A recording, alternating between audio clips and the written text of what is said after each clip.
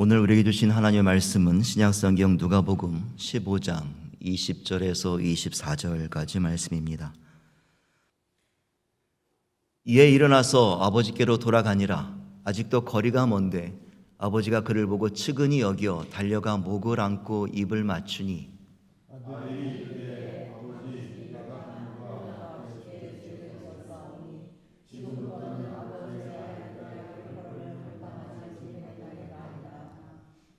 아버지는 종들에게 이르되 제일 좋은 옷을 내어다가 입히고 손에 가락지를 끼우고 발에 신을 신기라.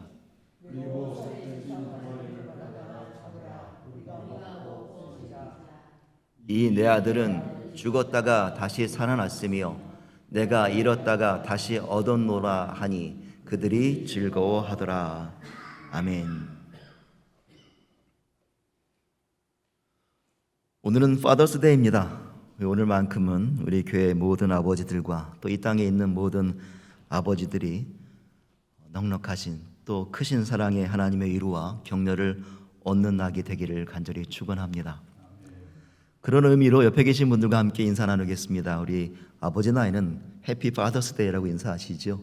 옆에 계신 분과 함께 인사 나누겠습니다. 해피 파더스 데이. 행복한 아버지 날이 되시기를 간절히 원합니다. 감사합니다.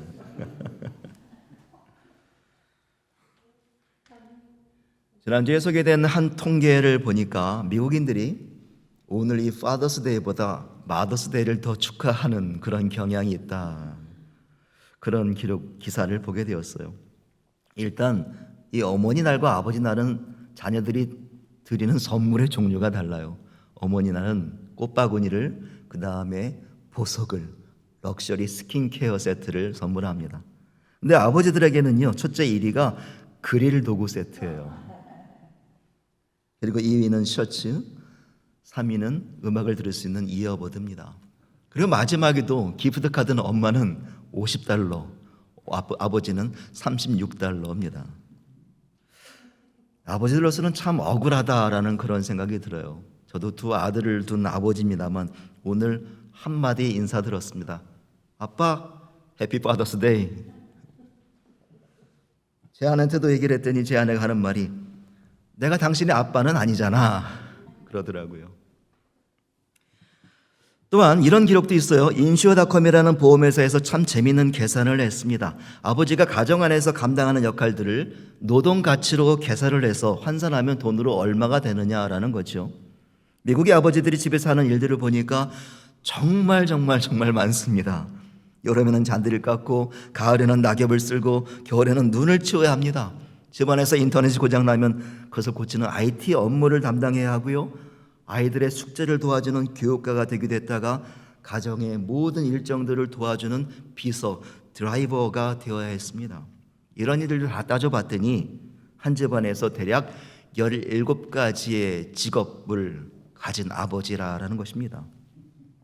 그리고 그들의 직업들을 다 수당으로 계산했더니 1년에 약 $59,000 정도의 가치가 되더라. 이 통계를 보면서 우리 아버지를, 저를 포함한 이 땅의 모든 아버지들이 집안에서 참 많은 일을 하는구나. 아버지 참 고생스럽다. 그런 생각을 해왔어요. 그리고 나서 옆에 있는 글을 보니까 어머니는 얼마인 줄 아십니까? 1년에 $145,000입니다. 아버지하고는 상대가 안 됩니다. 이쯤 되면 이런 질문이 생기죠. 아니, 아버지들은 집안에서 도대체 무슨 일을 하는 것일까? 어머니와 이렇게 차이가 나는 일을 하는데 그러니 자녀들에게 더 대접을 받지 못하지. 이런 생각을 해보게 됩니다. 도대체 어머니보다 나은 아버지의 모습은 어디서 찾을 수 있을까? 오늘 우리가 읽은 본문은 우리가 흔히 탕자의 비유라고 부릅니다만 사실 성경 어디에도 탕자라는 단어는 나와 있지 않습니다. 아마도 둘째 아들이 아버지의 재산을 가지고 방탕한 삶을 살았기 때문에 탕자라고 불리게 되었던 것 같아요. 그런데 이 본문을 보면 이 이야기의 주인공은 사실 탕자가 아니고요, 탕자를 둔 아버지가 주인공이에요. 누가복음 15장에서 예수님은 3가지의 비유를 연속해서 말씀하십니다. 첫째는 잃어버린 양을 찾아 온 들과 강을 헤매는 목자가 나오고요, 두 번째는 잃어버린 드러크마를 찾기 위하여 온 집안을 뒤지는 여인이 나옵니다. 그리고 오늘 세 번째 비유는 어떠합니까? 우리가 잘 아시는 것처럼 둘째 아들이 아버지의 유산을 미리 달라고 하고 유산을 가지고 먼 나라에 가서 다 탕진한 후에 거지의 모습으로 집으로 돌아오는데 그 아들을 품는 아버지의 모습이 오늘 읽은 우리의 이야기입니다. 다시 말해 탕자를 둔 아버지의 사건이 오늘 이야기의 주제이죠. 오늘 우리는 이 본문에 소개된 아버지의 세 가지 모습을 생각해 보려 합니다. 첫째는 자녀를 떠나보내는 아버지의 모습. 둘째는 그 자녀가 돌아올 때 달려나가는 아버지의 모습. 그리고 셋째는 그 자녀와 함께 살아가는, 함께하는 아버지. 이 세 가지의 아버지의 모습을 살펴보려 합니다. 이 아버지의 모습들 속에서 이 땅의 수많은 아버지들의 마음을 조금만 또 깊이 생각해 보고 또한 우리 모두에게 필요한 참된 아버지의 모습을 발견하는 귀한 시간이 되기를 간절히 원합니다. 이 본문에서 가장 먼저 만나게 되는 아버지의 모습은 자녀를 떠나보내는 아버지입니다. 우리 11절 12절 말씀을 함께 읽겠습니다. 또 이르시되 어떤 사람에게 두 아들이 있는데 그 둘째가 아버지에게 말하되 아버지여 재산 중에서 내게 돌아올 분깃을 내게 주소서 하는지라. 아버지가 그 살림을 각각 나누어 주었더니 어떤 사람에게 두 아들이 있었다는 거죠. 그런데 그 아들 중에 둘째가 자기가 받을 유산을 미리 달라고 요청했다는 거예요. 그럴 수 있죠. 또 많이 현대사에서도 일어나는 일들이죠. 그런데 우리는 이 상황을 당시 문화권에서 해석을 해야 합니다. 그 당시 유대 문화에서는 유산은요, 아버지가 세상을 떠난 후에야 분배되는 문화였어요. 아버지가 멀쩡히 살아있는데도 자신의 몫을 달라고 하고 그 돈을 사용한다는 것은 어떤 의미였냐면요, 아버지 저는 지금 당장 돈이 필요해요. 그리고 저는요 아버지가 살아계시든 아니든 상관없습니다. 그냥 아버지가 돌아가신 것으로 여길 테니 돈이나 주세요. 이런 의미였다는 거죠. 그야말로 천하에 둘도 없는 불효였고 폐륜이었습니다. 그런 모습을 아버지에게 이 둘째 아들이 보이고 있더라는 거죠.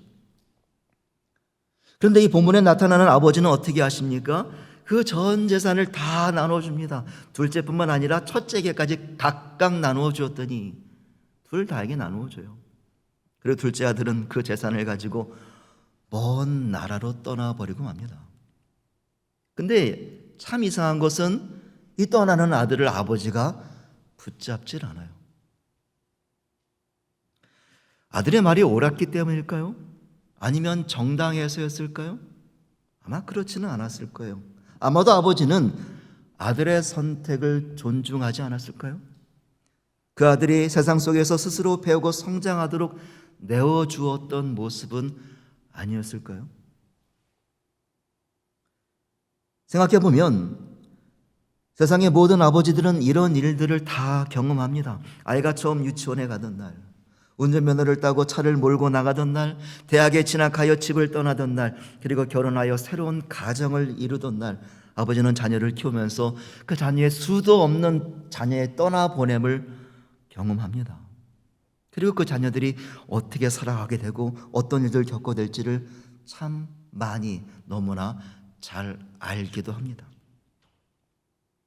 저 선택이 쉽지는 않을 텐데, 저 길에서 분명히 넘어질 텐데, 내 생각에는 아직은 준비가 안 된 것 같은데, 이런 것들은 아버지라면, 물론 어머니도 잘 알겠습니다만, 아버지라면 다 아는 이야기 아닙니까? 아버지라면. 그런데 그 자녀들을 떠나보내야 하는 상황이 생기죠. 왜냐하면 자녀는 부모의 품에서만 아니라 그 자녀의 선택과 책임 속에서 성장하기 때문이에요. 저는 이것이 아버지의 참 어려운 역할이라고 생각합니다. 자녀 의견에 무조건 반대하거나 또 간섭하고 대신 결정해 주는 것이 아니라 자녀의 그 선택을 믿고 기다려주는 것이지요. 그리고 그 자녀가 인생의 쓰디쓴 실패를 맛보았을 때, 그리고 용기를 내어 다시 시작하려는 그 마음을 가졌을 때 다시 돌아올 수 있도록 위로받을 수 있고 힘을 낼 수 있는 자리를 제공하는 것이 이 아버지의 역할인 것 같습니다.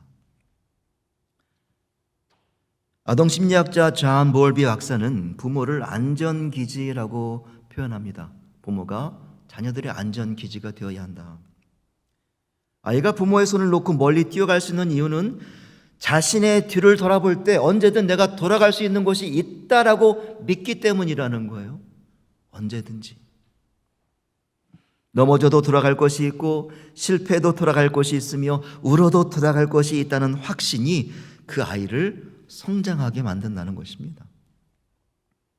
오늘 본문의 아버지는 비록 아버지에게, 가족에게 가슴 아픈 상처를 남기고 자기가 선택한 길을 떠났지만 이 아버지의 모습은 그 아들이 다시 돌아올 길만큼은 활짝 열어두고자 했다라는 것이죠.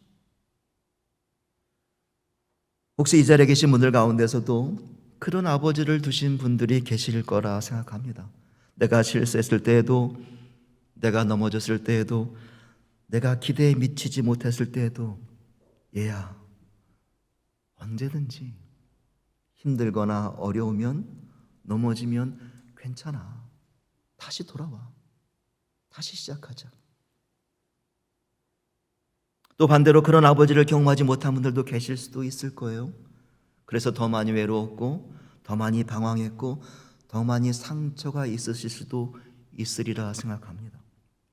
하지만 오늘 말씀은 우리에게 한 가지 사실을 보여줍니다. 우리 인간들의 모습, 인간들의 아버지의 모습은 완전하지 못하지만 우리 하나님 아버지는 우리를 향하여 언제나 그 자리를 지켜주시는 분이시다라는 겁니다. 우리가 멀리 떠나 있을 때에도, 우리의 선택이 잘못되었을 때에도, 그리고 우리의 삶이 무너졌을 때에도 하나님은 우리의 돌아올 길을 막지 않으시고 여전히 그 자리에서 기다리고 계신다는 것입니다. 우리가 두 번째로 찾아볼 수 있는 아버지의 모습은요, 달려나가는 아버지예요.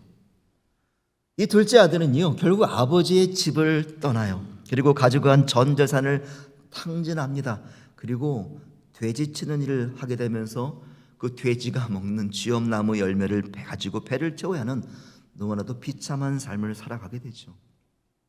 그리고 그 순간 그가 생각해낸 것은 집에 대한 그리움이나 아버지에 대한 죄송스러움이 아니라 내가 배고프다라는 거였어요. 배고프다. 아버지 집에 가면 하인들마저 풍족한 양식을 먹는데 나는 배가 고프네. 그래서 이 아들은 결정을 해요. 집으로 돌아가자. 20절 말씀을 함께 읽겠습니다. 이에 일어나서 아버지께로 돌아가니라. 아직도 거리가 먼데 아버지가 그를 보고 측은히 여겨 달려가 목을 안고 입을 맞추니. 이 구절 자세히 보시면 구절 전체가 아버지의 시선으로 기록이 되어 있습니다. 아직도 거리가 먼데 아들이 마을 입구에 들어서는데 저 멀리서 아버지가 바라보시는 거죠. 아직도 저렇게 멀리 있지만 그 아들 모습이 보이더라는 거예요. 그를 보고 측은히 여겨 아들이 겪어야 했던 서러움과 슬픔을 아버지가 함께 느끼는 거죠. 얼마나 고생스러웠을까, 얼마나 고통스러웠을까, 얼마나 비참한 삶을 살았을까 함께 느끼는 거예요. 그리고 체면이고 뭐고 없이 달려가 목을 안고 입을 맞추니, 여기서 입을 맞춘다는 말의 히브리 헬라어 원어에는요, 여러 차례 연거푸 열렬하게 키스한다는 그런 의미가 담겨져 있어요. 아버지는 이 아들이 인사할 틈도 없이, 용서를 구할 틈도 없이 무조건 끌어안았다는 거예요. 무조건. 아버지라면 이해가 됩니다. 아버지라면. 그런데 여기에는 우리가 기억해야 하는 아주 중요한 문화적 배경이 하나 숨겨져 있습니다. 당시 유대 사회에는요, 태자자라는 의식이 있었어요. 이것은요, 한 가문에서 혹은 그 마을에서 수치를 일으킨 사람이 생기면 그 앞에서 그릇을 깨거나 돌을 던져서 그 마을 공동체에서 강제로 쫓아내는, 추방하는 유대 문화의 의식이에요. 이 아들이 어떤 아들이었습니까? 아버지를 경멸했습니다. 집안을 수치스럽게 만들었어요. 아버지가 생존해 계시는데도 유산을 미리 받아간 폐륜아였습니다. 그러니까 동네 사람들이 어떻게 했겠어요? 돌을 가지고 나왔겠죠. 이 아버지가 그 아이에게 달려간 모습은 이 아들이 돌을 맞으며 마을에서 쫓겨나는 수치를 당하기 전에 가장 먼저 달려간 모습이고, 그 아들을 보호하기 위하여 온몸으로 끼어안았다는 거예요. 온몸으로. 그리고 22절에 보면 재빨리 어떤 일을 합니까? 제일 좋은 옷을 입히고요, 가락지를 끼워주고요, 신발을 신기면서 이 아들의 명예와 지위를 세워주고 있습니다. 여러분, 이 아들은 내 아들입니다. 이 아들은 내 아들이에요. 잘못을 저지른 아들에게 아버지가 먼저 화해를 요청하더니 그를 용서하고요, 아들 된 지위를 다시 회복하시는 아버지의 모습이 여기에서 소개되고 있습니다. 얼마 전 보도된 영국의 BBC 뉴스에 따르면 2022년 미국 성인 8,500명을 대상으로 한 조사에서 자그마치 26%가 아버지와 단절된 채 살아가고 있다라고 응답을 했다는 겁니다. 이는 어머니와 단절된 비율인 6%와 비교하면 4배가 넘는 비율이에요. 독일의 조사에서도 응답자의 20%가 아버지와의 관계를 단절했다고 답을 했습니다. 오늘날의 많은 자녀들이 이렇게 아버지와 관계를 끊고 살아가는 것에는 여러 가지 이유들이 있을 거예요. 아버지로부터 받은 정서적, 언어적, 신체적 학대가 있을 수도 있고요, 또 권위적이거나 강압적인 교육 방침이기도 하고, 또 가치관과 정치 성향의 차이로 인한 갈등도 있었을 것입니다. 그리고 또한 물론 이 모든 문제들을, 원인을 아버지에게서만 찾을 수는 없죠. 이 땅에는 아버지의 존엄성을 지켜주지 않은 못된 자녀들도 있어요. 아버지의 희생과 사랑을 인정하지 않은 몰상식한 자녀들도 있고요, 아버지의 재산만을 탐하는 폐륜 아들도 있습니다. 그런데 이 모든 것들의 내면을 들여다보면 한 가지의 공통된 실패가 보입니다. 아버지들이 체면과 자존심 때문에, 그 성격 때문에 자녀에게 먼저 나가기를 꺼려했다는 거죠. 아버지들의 화해 요청이 없었다라는 것입니다. 하지만 오늘 본문에서 저와 여러분을 품으시고 화해를 요청하시는 하나님 아버지의 모습이 나타나고 있어요. 그분은 우리가 충분히 회개했기 때문이 아니라 우리가 모든 죄를 고백했기 때문에 우리를 구원하신 것이 아니고 용서하신 것이 아니었다라는 거죠. 우리가 아버지의 품으로 돌아섰을 때 그것이 뉘우침이 아니라 그냥 배가 고팠거나 오늘의 삶이 힘들어서였을지라도 그대로 받아주시고 용서하시고 하나님의 자녀로 다시금 회복시키기 위해 달려나오시는 하나님 아버지의 화해케 하심이 있었기 때문에 우리 모두가 지금 이 자리에 있다라는 것입니다. 사랑하는 여러분, 단절된 관계를 다시 연결하는 것은 결코 쉬운 일은 아닐 것입니다. 그러나 오늘 본문의 아버지는 우리에게 말씀하죠. 화해는 먼저 나가는 것이고 용서는 조건을 달지 않는 것이며 회복은 원래의 자리를 찾아주는 것이다. 이것이 바로 오늘 본문의 아버지가 보여주는 두 번째 모습입니다. 마지막으로 우리가 주목해야 할 아버지의 모습은 함께하는 아버지예요. 31절 말씀도 함께 읽겠습니다. 아버지가 이르되 예 너는 항상 나와 함께 있으니 내 것이 다 내 것이로되. 우리는 이 비유를 읽을 때 사실 둘째 아들 탕자에게만 집중합니다. 그런데 사실 본문에는요 두 아들이 나와요. 두 아들이 나옵니다. 둘째가 재산을 상속받을 때요 첫째도 역시 재산을 각각 상속받습니다. 유대 문화에 의하면은 첫째는요 둘째의 2배를 받게 돼 있어요. 그러니까 아들이 둘이면 둘째는 3분의 1을 받고 아들은 3분의 1을 받습니다. 그런데 이 돌아온 탕자 둘째로 인하여 마을에 그 집안의 잔치가 벌어지자 첫째가 분노하기 시작해요. 부모를 곁에서 지킨 자기를 위해서는 아버지가 염소 한 마리 주지 않았는데 이 방탕한 생활을 하여 집안의 수치가 된 저 아들에게는 살진 송아지를 잡았다라는 거죠. 그러면서 밖에서 잔치에 참여하지 않고 시위를 하고 있습니다. 어떻게 그러실 수 있습니까, 아버지? 아들 키우기 참 힘들지 않습니까? 그런데 이 둘째 아들을 향해 달려나갔던 이 아버지가요, 이 첫째 아들을 위해서도 또다시 달려나갑니다. 또다시 나가는 거예요. 그리고는 하는 말이, 얘야, 너는 항상 나와 함께 있다. 이 구절을 다시 한번 보세요. 얘야, 너는 항상 나와 함께 있다. 우리는 이 말씀에서 이 본문의 아버지가 진정으로 바라고 생각하는 것이 무엇인지를 알게 돼요.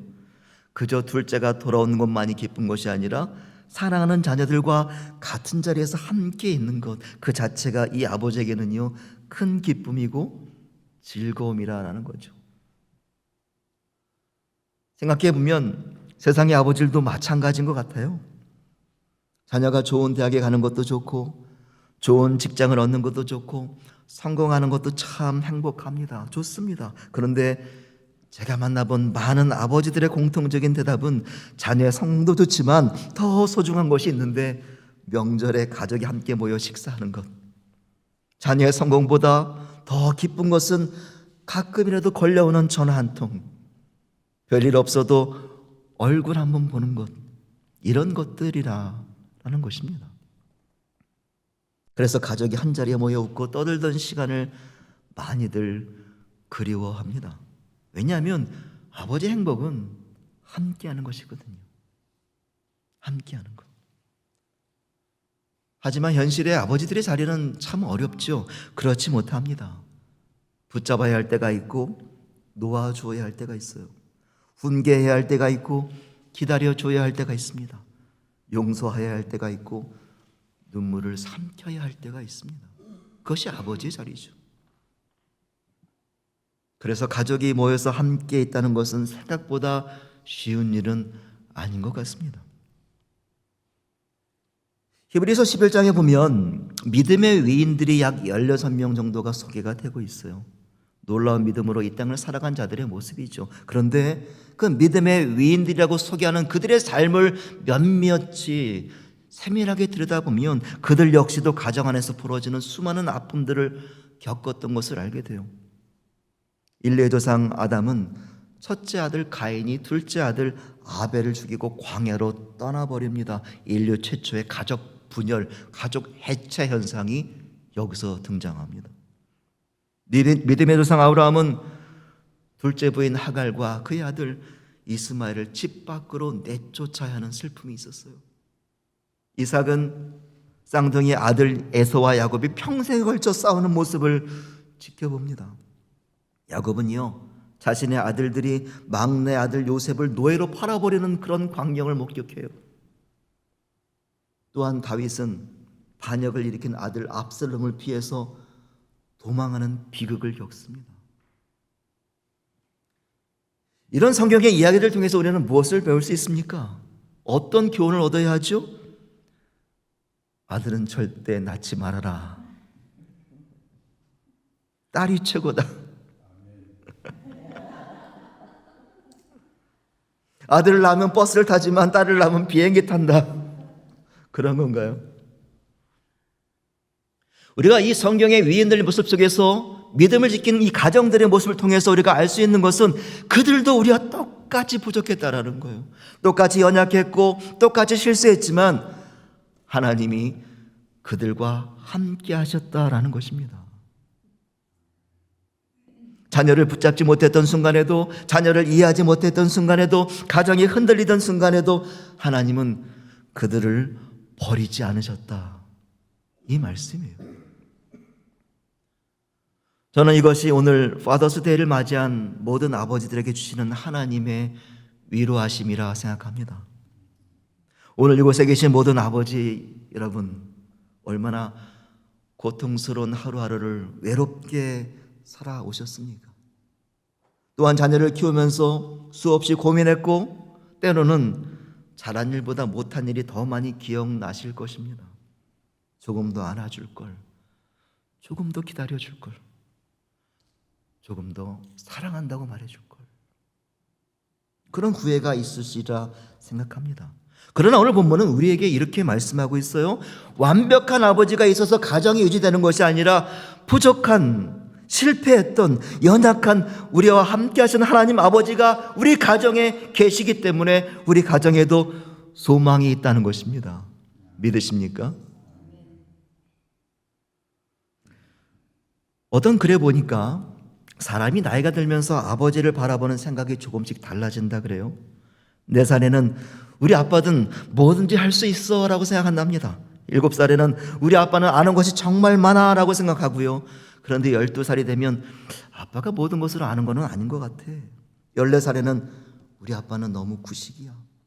그리고 21살쯤 되면 아빠는 나를 이해하지 못해. 25살이 되면 아버지는 조금은 알지만 다 아는 것은 아니야. 그리고 30살이 되면 이상하게도 이 문제는 아버지에게 한번 여쭤봐야겠다라는 생각이 들고, 40살이 되면 아버지라면 이 상황에서 어떤 선택을 하셨을까?